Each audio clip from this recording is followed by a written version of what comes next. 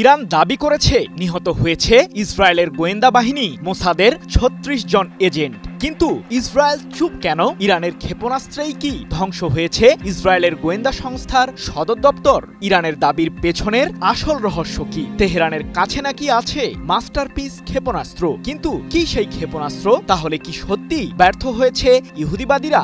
এই ঘটনাই আপনাকে অবাক করবে। ইসরায়েলের বিরুদ্ধে অপারেশন ট্রু প্রমিস 3 পরিচালনা করার মাধ্যমে ইহুদিবাদীদের কড়া জবাব দিয়েছে ইরানের সর্বোচ্চ প্রতিরক্ষা বাহিনী IRGC। চলতি বছরের জুনের 12 দিনের ওই যুদ্ধে ইরান প্রমাণ করেছে দেশটির প্রতিরক্ষা সক্ষমতা ঠিক কতটা শক্তিশালী। এমনকি ইসরায়েল নিজেই ইরানের মিসাইলগুলোকে মাস্টারপিস ক্ষেপণাস্ত্র বলে দাবি করেছে, যা প্রমাণ করে ইরান শুধু হুমকিতেই নয়, যুদ্ধের মাঠেও সমান দক্ষ।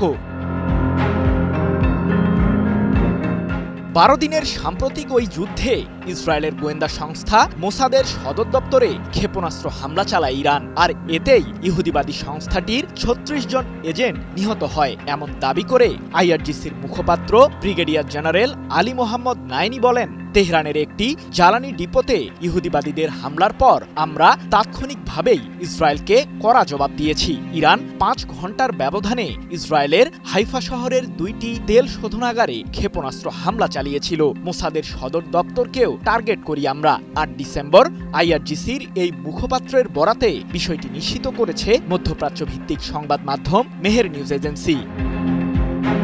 নাইনি জানান, যুদ্ধে ইলেকট্রনিক ওয়ারফেয়ার, সাইবার অপারেশন, ক্ষেপণাস্ত্র ও ড্রোন সহ বহুস্তরীয় কৌশল প্রয়োগ করা হয়। ইরান পূর্ণ গোয়েন্দা আধিপত্য ও বিস্তৃত ডেটাব্যাংক নিয়ে যুদ্ধে ঝাঁপিয়ে পড়ে।